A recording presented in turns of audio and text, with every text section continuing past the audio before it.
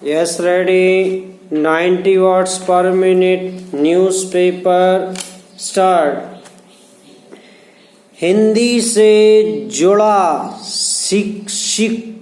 शिगुफा फिर छेड़ा गया है।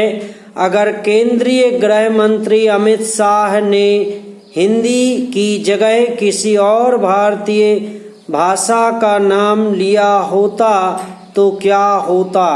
यानी अगर उन्होंने यह कहा होता कि लोगों को संपर्क भाषा के रूप में अंग्रेजी की जगह तमिल या बांग्ला या कोई और भाषा बरतनी चाहिए, तो उन लोगों की क्या प्रतिक्रिया होती जो इस समय हिंदी के बजाय एक अखिल भारतीय संपर्क भाषा के रूप में अंग्रेजी की अनिवार्यता पर जोर दे रहे हैं? क्या उस सूरत में इसी तरह की भाषाई बहस चल रही होती? यह सवाल अजीब लग सकता है, लेकिन पूछना जरूरी है।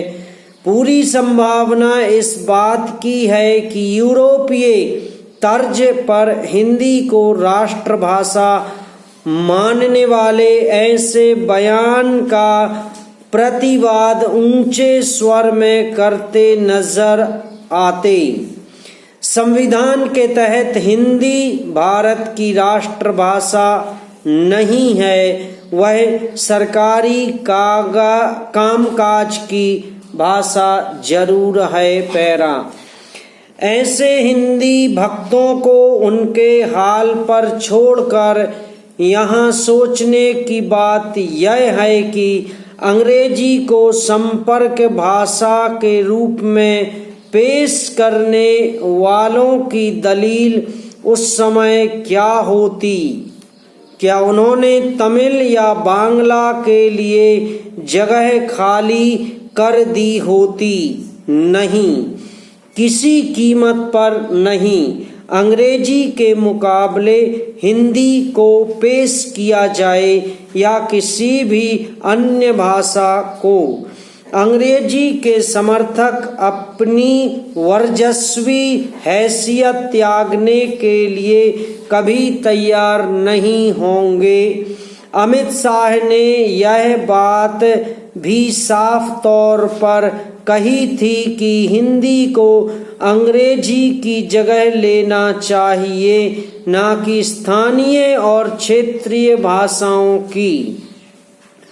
उनकी बात का सीधा मतलब था कि अंग्रेजी के बजाय हिंदी को संपर्क भाषा की तरफ ले जाएं, लेकिन हिंदी थोपने की कोशिश का आरोप हवा में उछाल दिया गया। पैरा राजनीति की मामूली जानकारी रखने वाला व्यक्ति भी जानता है कि सारे भारत पर एक भाषा ना तो थोपी जा सकती है और ना ही उसे थोपने की कोशिश हो रही है। संघ परिवार इतना नादान नहीं है कि वह ऐसा आत्मघाती कदम उठाकर अपना बना बनाया खेल बिगाड़ लेगा। पैरा अंग्रेजी का वर्चस्व दो तरह के लोगों के लिए मुफीद है। इनमें पहला समुदाय तो वह है जो आजादी के बाद से ही शासक अभिजन की भूमिका में है। यह समुदाय पश्चिमीकृत अंग्रेजी परस्त अभिजनों, बड़े नौकरशाही भूमंडलीकृत अर्थव्यवस्था से सर्वाधिक लाभ खींचने वाले मुट्ठी भर लोगों और भाषा समस्या के तथाकथित विद्वानों से मिलकर बना है। दूसरा समुदाय कुछ गैर हिंदी भाषी प्रांतों के उन लोगों का है जो अंग्रेजी के जरिए भारतीय सिविल सेवा में अपना प्रतिशत बनाए रखना चाहते हैं।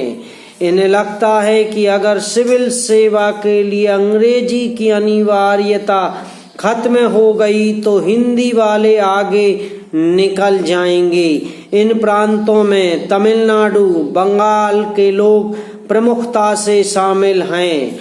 यह एक खास तरह की राजनीति है जिसमें ऐसे लोग कभी यह मांग नहीं करते कि यूपीएससी की परीक्षा उन्हें तमिल और बंगाली में देने की न केवल इजाजत मिले बल्कि अंग्रेजी का पर्चा पूरी तरह से ऐच्छिक हो, अनिवार्य नहीं। इस प्रकार ये लोग न केवल पहले वाले समुदाय में शामिल अभिजनों की टोली के सदस्य बनना चाहते हैं बल्कि इन्हें अपनी भाषा की प्रगति और वैभव में भी कोई खास रुचि नहीं है। समाप्त।